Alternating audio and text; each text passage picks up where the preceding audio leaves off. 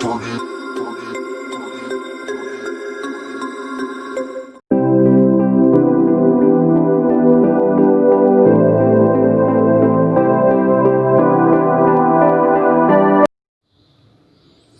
student, welcome to online education. English medium and our subject is mathematics. We'll go for class 6 today. And a new chapter we have is chapter 5. And the title we have is Understanding Elementary Shapes. As it is a new chapter, we'll go for session 1 first, students.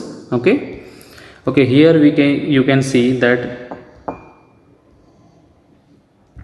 here we have some points to be discussed in this chapter, that is introduction and measure of line segments. Line segment के बारे में आपको पता ही है, वो कुछ इस तरीके की होती है. ओके, हम लाइन सेगमेंट के बारे में कुछ ज़्यादा पढ़ेंगे इस चैप्टर में. Okay, go ahead.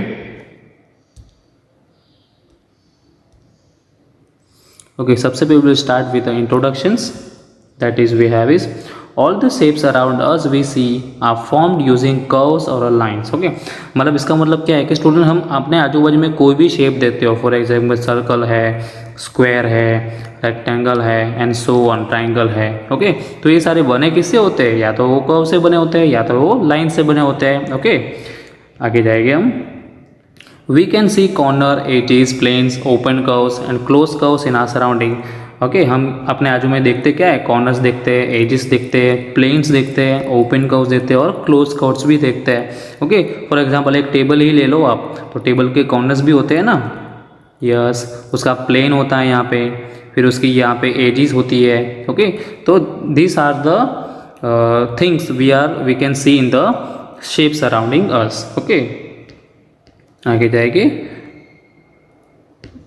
We organize them into line segments, angle, triangle, polygon and circle. Okay, हम ये सब चीज़ों का कलेक्शन करके बनाते क्या है? लाइन सेगमेंट्स बनाते हैं, एंगल्स बनाते हैं, ट्राइंगल बनाते हैं, पॉलीगॉन एंड सर्कल्स बनाते हैं. ठीक है ना, मतलब ये सारे शेप में ये सब कुछ होता है. फॉर एग्जांपल लाइन सेगमेंट है, एंगल है, ट्राइंगल है, पॉलीगॉन है और एक सर्कल है. ओके, तो ये line segment, angle, triangle, polygon and circles. Okay, so these are the shapes we are supposed to organize by using what? Corner, edges, planes, open curves, closed curve and so on. Okay students, we'll go ahead. First topic we have is measuring line segments. Okay, चलो आगे पढ़ेंगे. A line segment is a fixed portion of line. For example, suppose कि ये line है, तो इसका ये fixed portion है. suppose कि यहाँ से यहाँ तक, तो जो फिक्स पोर्शन को हम क्या बोलेंगे? Line segment. Okay, this make possible to measure a line segment. और यही जो फिक्स लाइन होती है वही उसको, क्योंकि यहाँ पे दोनों एंड पॉइंट होते हैं ना, तो एंड पॉइंट मतलब उसकी फिक्स लेंथ हो गई, for example 6 centimetre and so on. तो ये इसको जब उसका फिक्स पोर्शन होता है तभी वो लाइन मेजर करने के लिए एबल रहती है. ठीक है ना, हमें आगे जाएगी कि this measure of each line segment is a unique number of call its length. For example ये एक लाइन सेगमेंट है, तो इसकी सपोज के 7 सेंटीमीटर उसकी लेंथ हुई, 7 सेंटीमीटर उसकी वो हुई, तो उसको बोलेगे क्या? मेजरमेंट उसका 7 सेंटीमीटर, उसको बोलोगे क्या? लेंथ बोलेगे ना उसको. ओके, तो 7 centimetre is what? 7 centimetre length of line segments. Okay,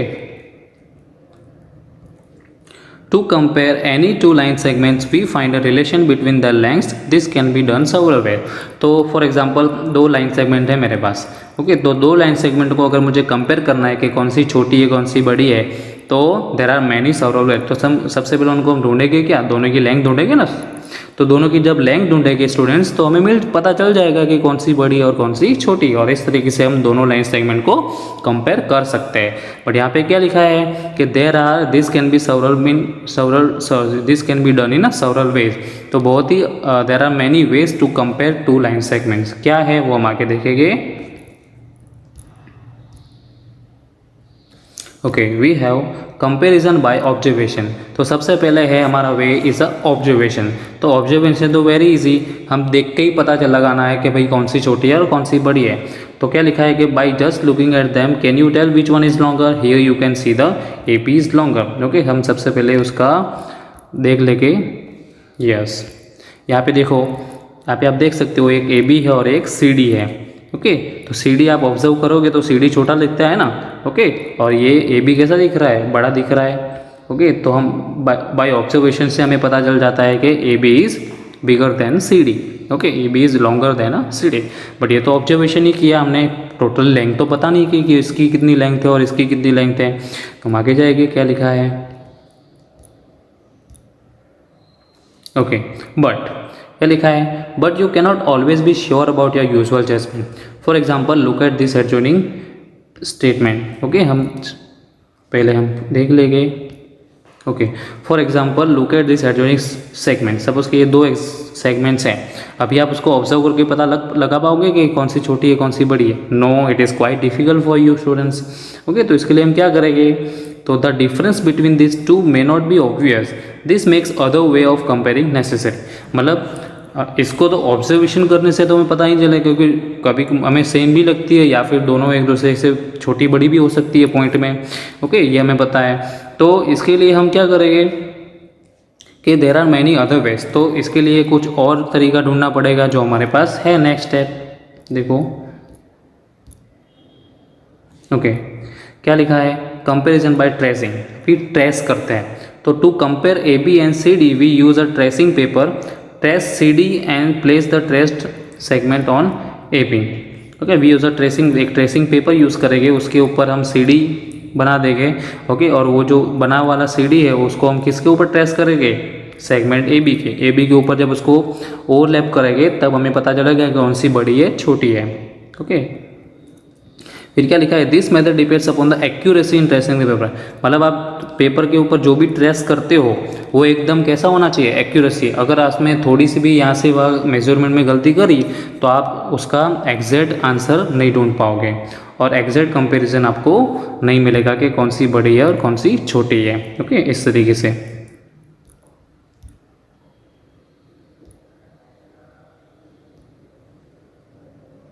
okay. Next we have is, this is quite difficult and you can not trace the length every time you want to compare them, okay. और ये थोड़ा difficult भी आपके लिए हो जाएगा।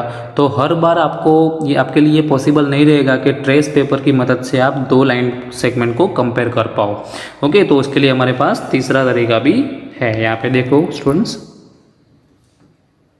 क्या लिखा है, comparison using ruler and divider. तो रूलर तो आप जानते ही हो, ओके। डिवाइडर, सबसे पहले हम रूलर के बारे में पढ़ लेंगे। रूलर के बारे में सबसे पहले थोड़ा जाने, रूलर आपके सबके पास होता है ना स्टूडेंट, उसके बारे में थोड़ा पढ़ेंगे कि क्या लिखा है। Note how the ruler is made, it is divided into 15 parts, okay. आप 15 पार्ट देख सकते हो ना यहाँ पे, and part is of length 1 centimetre. तो ये जो एक पार्ट है वो कितना होता है, सेंटीमीटर का, ओके। तो टोटल कितना हुआ, टोटल 15 सेंटीमीटर की एक रूलर होती है हमारे पास, ओके। आगे जाएंगे,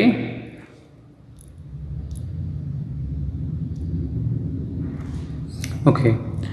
each centimetre is divided into 10 सब पार्ट। और जो ईच सेंटीमीटर है, सपोज कि ये 0 से लेके 1 तक है, ओके। तो कितने पार्ट में डिवाइड होता है वो, 1 2 3 4 5 6 7 8 9 और 10, okay.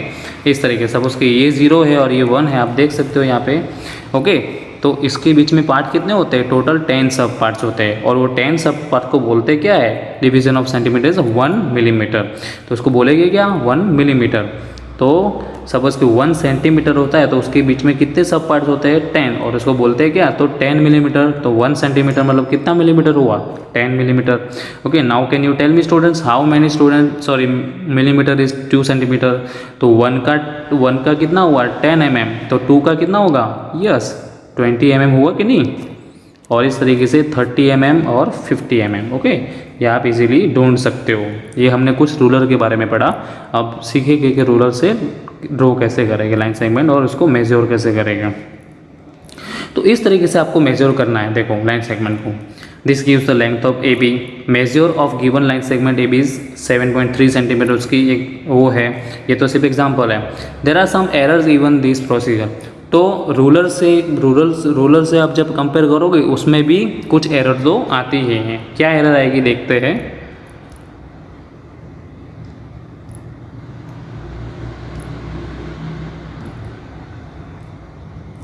Okay.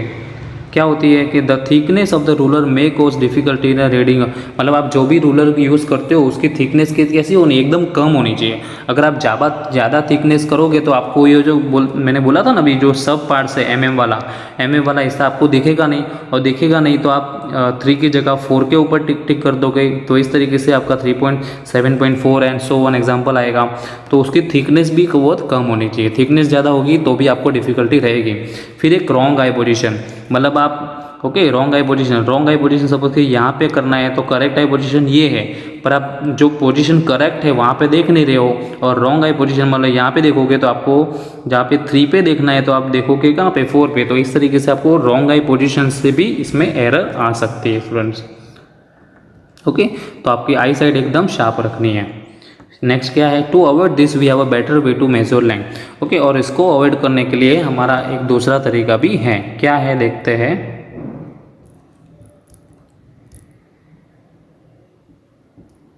Late us use divider to measure length. Okay, divider तो आपको पता ही है ना, इसे आप सर्कल भी बनाते हो। ओके, तो इस तरीके से तो क्या करेंगे, open the divider, place the end point of one of its arm at A. Okay, मतलब एक डिवाइडर ओपन करो, यहाँ पे सपोज कि ए है और यहाँ पे बी है, तो उसका जो एक एंड पॉइंट है आपको कहाँ रखना है, ए के ऊपर, and the end point of second arm is B, और दूसरा पॉइंट कहाँ रखना है, बी के ऊपर। Ensure that one end point is at 0 mark of the ruler. Okay, इस तरीके से देखो, जब आप रूलर यूज़ करोगे तो यहाँ पे 0 पे होना चाहिए, और बाकी का तो जहाँ पे लाइन सेगमेंट खत्म हो रही है वहाँ पे एंड पॉइंट होना चाहिए।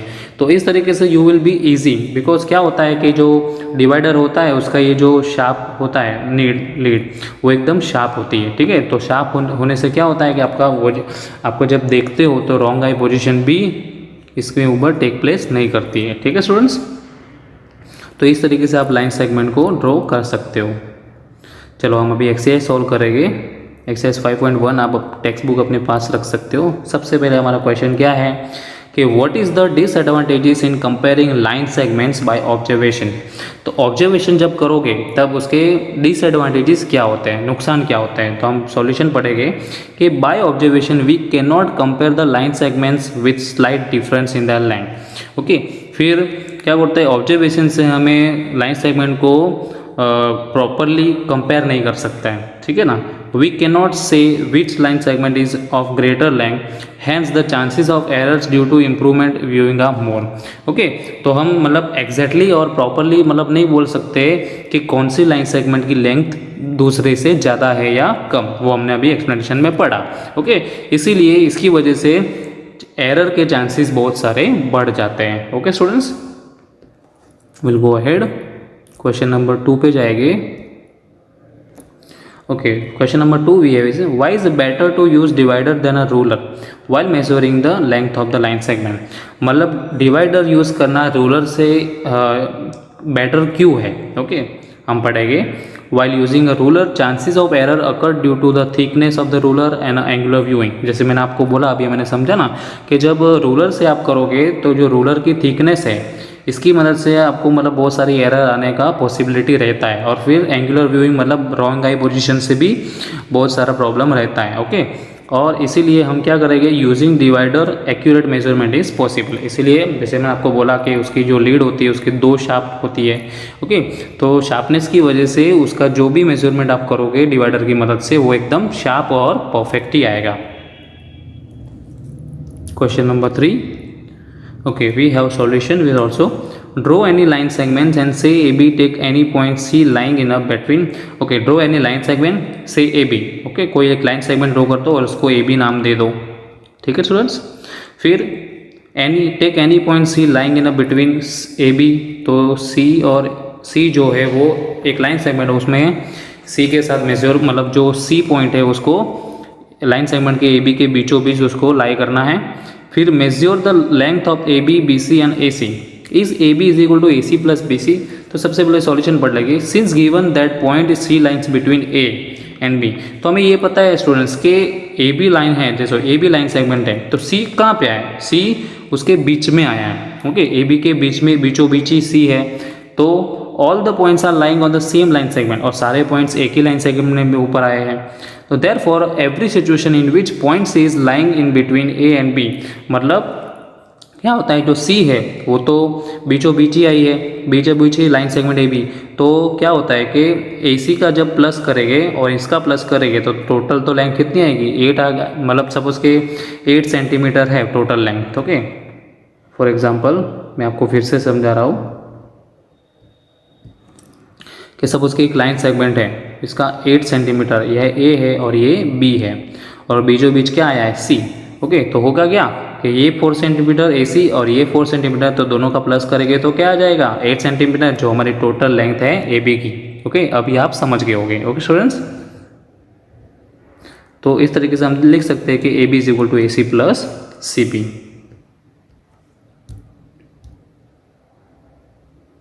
ओके, फॉर एग्जाम्पल, उसके लिए ज़्यादा एग्जाम्पल भी है। A B is a line segment of 7 centimetre and C is a point of between A and B such that A C is equal to 3 centimetre and C B is equal to 4 centimetre. Okay, हम explanation के साथ समझेंगे, यहाँ पे आप देख सकते हो। ओके, फॉर एग्जाम्पल ए, यहाँ पे ए बी टोटल है जिसकी 7 सेंटीमीटर है, और A C is equal to 3 centimetre है, और C B is equal to 4 centimetre है। तो 3 + 4 क्या करोगे, क्या आएगा, 7, जो टोटल लेंथ कितनी है, ए बी है, तो A C plus C B is equal to 7 centimetre हो गया, और A B is equal to B 7 centimetre. तो ये वेरीफाइड हो गया ना students. Okay, will go ahead.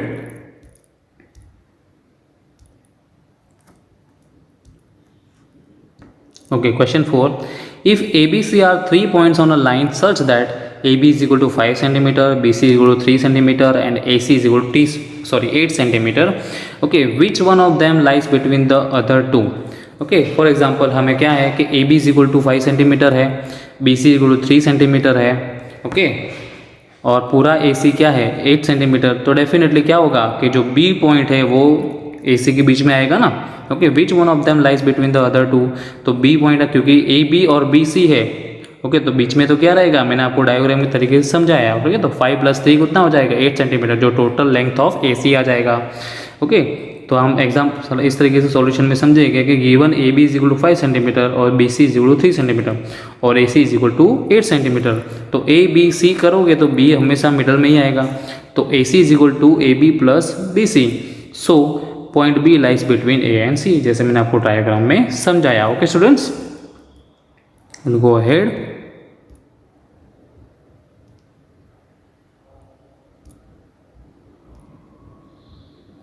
Okay, हमें ये वेरीफाई करना है, D is the mid point of A G since it is clear from the figure that A D is equal to D G. Okay, for example A D is equal to D G.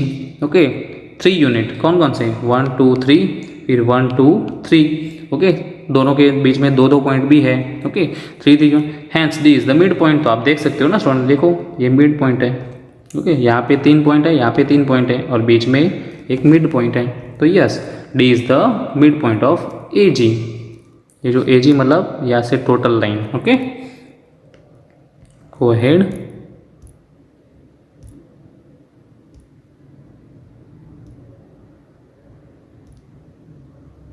Okay, क्या है कि if B is the mid point of A C and C is the mid point of B D, where A B C D lie on a straight line से why A B is equal to C D.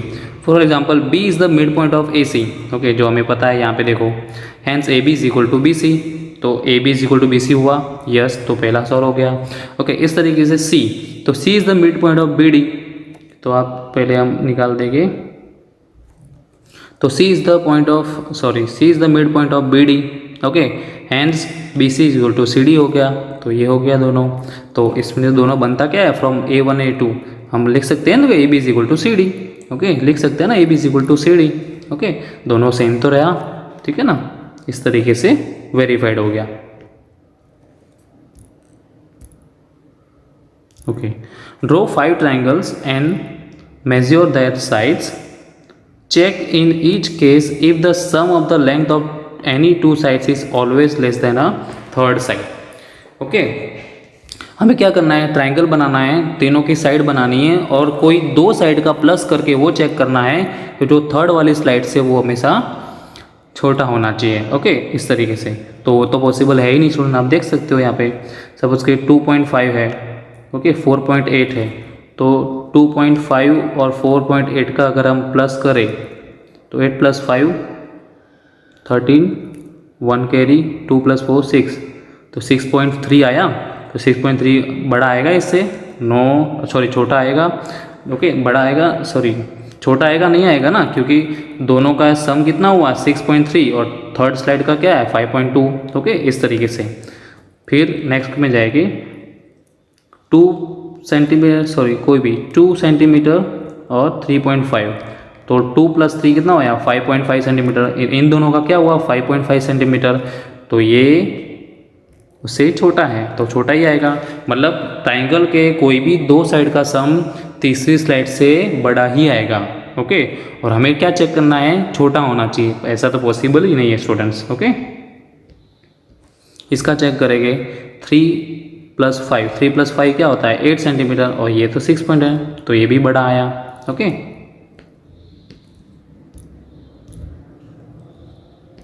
फिर next है 4 centimetre 4.7 centimetre, तो क्या हुआ 8.7 centimetre, जो इससे बड़ा आ गया। ठीक है, फिर इस तरीके से यहाँ पे देखेंगे 3.5 3.5।